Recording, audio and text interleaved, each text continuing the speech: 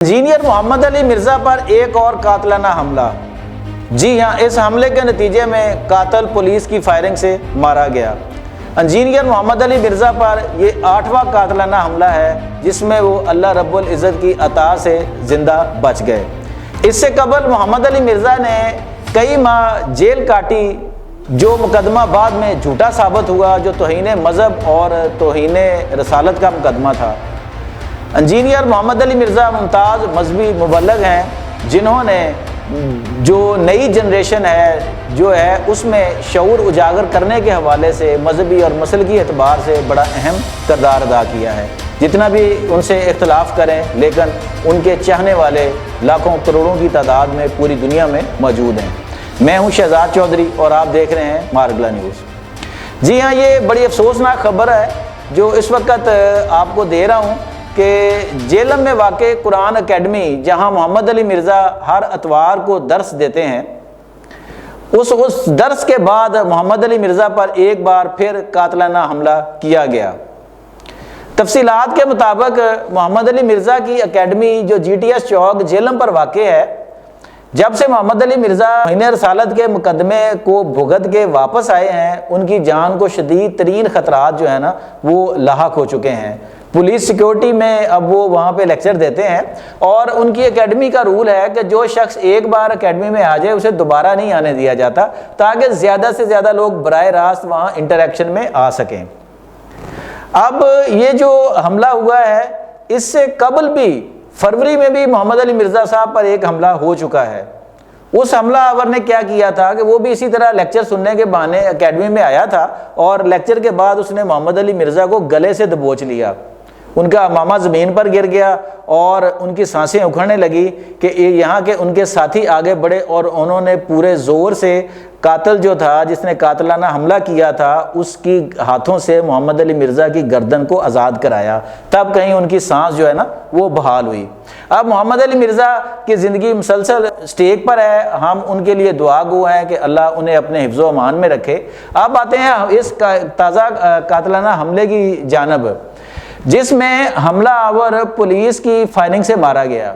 जी हाँ, उस हमला आवर ने भी फायर किया, जिसके जवाब में पुलिस ने फायर किया और वो हमला आवर मारा गया। ये हमला आवर मुबैना तौर पर बिलाल खान बताया जा रहा है।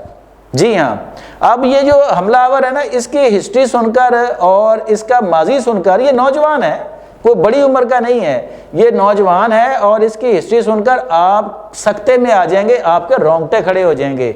जी हाँ, कि हमारा मुआशरा मजहबी और मसलकी बुनियादों पर तकसीम की किस जगह पर खड़ा है, किस मकाम पर पहुंच चुका है। तफसील कुछ यूँ है कि ये जो बिलाल खान है ना, ये इससे पहले भी एक मुकदमे में मुल्ज़म रह चुका है। वो मुकदमा भी कत्ल का है। जी हाँ, बिलाल खान जब क्लास 10th का तालिब इल्म था ना, तो इसने अपने उस्ताद, स्कूल के उस्ताद समर अब्बास को भी कत्ल कर दिया था। जी हाँ, और जब उस कत्ल की तफ्तीश हुई थी तो उसमें 2 बड़े पॉइंट जो हैं, जिससे मैंने कहा था ना रोंगटे खड़े हो जाएंगे, वो सुने आप ज़रा। वो क्या थे? जब पुलिस ने पूछा कि आपने उस्ताद को किस जुर्म में मारा है, आपने क्यों यह कानून हाथ में लिया, तो उसने कहा कि उस्ताद मोहतरम जो हैं, ये स्कूल के ग्राउंड में जहाँ कोई मस्जिद वगैरह या कोई खुली जगह बना ली होगी नमाज की अदायगी के लिए ना, कि वहाँ जब भी नमाज पढ़ते थे ना, तो वो हाथ छोड़कर, जैसे अहले तशय्युओं के यहाँ राइज है हाथ छोड़कर नमाज पढ़ना ना, और ये नबी सल्लल्लाहु अलैहि वसल्लम से भी साबित है। तो उन्होंने हाथ छोड़कर नमाज जब वो पढ़ते थे तो स्कूल के जो आम तालिब इल्म थे, जो ज़्यादा नहीं जानते थे, वो वो समझते थे कि अहले तशय्युब जो हैं ये भी मुसलमान हैं। देख लें कि क्लास 10th का बच्चा ये फतवा दे रहा है एक तरह से कि हाथ छोड़कर नमाज पढ़ने वाला कलमा गो मुसलमान, अल्लाह के नबी के ख़ानदान का नाम लेने वाला, वो जो है उसको मुसलमान मानने को तैयार नहीं है। और उसकी उम्र क्या है और उसकी क्लास क्या है पढ़ने की? क्लास 10th का बच्चा। ये है हमारा मजहबी और मसलकी मकाम पर हमारी ज़हनी कैफियत जो है। अच्छा, अब जब तफ्तीश में दूसरा सवाल आया कि इसके बाद और क्या रंजिश हो सकती थी, तो इस बिलाल खान ने जवाब दिया कि उस्ताद समर अब्बास जो थे ना, उससे मैंने सवाल किया था कि आप लंबी दाढ़ी क्यों नहीं रखते, आप बड़ी दाढ़ी क्यों नहीं रखते? تو استاد نے بڑی نرمی سے مسکراتے ہوئے کہا کہ مجھے چھوٹی داڑھی جو ہے نا وہ سوٹ کرتی ہے، اچھی لگتی ہے یا خوبصورت لگتی ہے، جیسا کہ اہل تشیعوں کے ہاں رکھی بھی جاتی ہے، یا اہل تشیعوں کے علاوہ بھی نوجوان داڑھی کی طرف راغب ہو رہے ہیں اور وہ چھوٹی چھوٹی داڑھی مثلا یہاں تک آ گئی، اتنی داڑھی رکھ لیتے ہیں وہ، اور وہ داڑھی کی سنت بھی پوری ہو جاتی ہے اور ان کو اچھی بھی لگتی ہے۔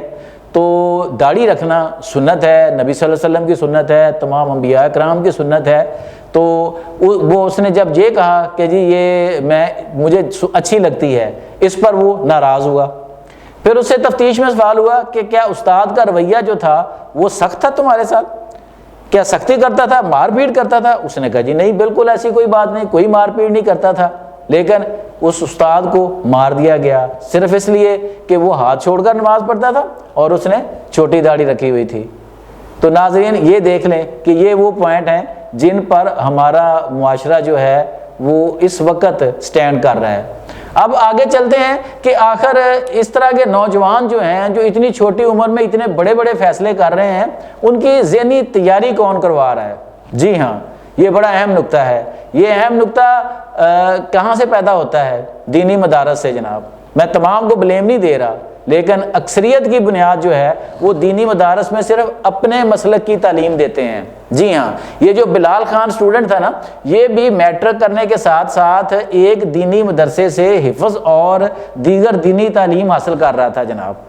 اب وہ مدرسہ کس مسلک کے تحت چلایا جا رہا ہے، وہاں پہ کس طرح برین واشنگ کی جا رہی ہے، وہاں مخالفین کے ساتھ کیا رویہ رکھنا ہے، وہ اس پر کیا سکھایا جا رہا ہے، یہ آپ اس کے جو ایکٹ کیے گئے ہیں اپنے استاد کے خلاف اور انجینئر محمد علی مرزا کے خلاف، اس سے آپ بخوبی اندازہ لگا سکتے ہیں کہ کلاس 10th کا اسٹوڈنٹ جو ہے وہ فتویٰ ساز بھی بن گیا ہے اور وہ فیصلہ ساز بھی بن گیا ہے۔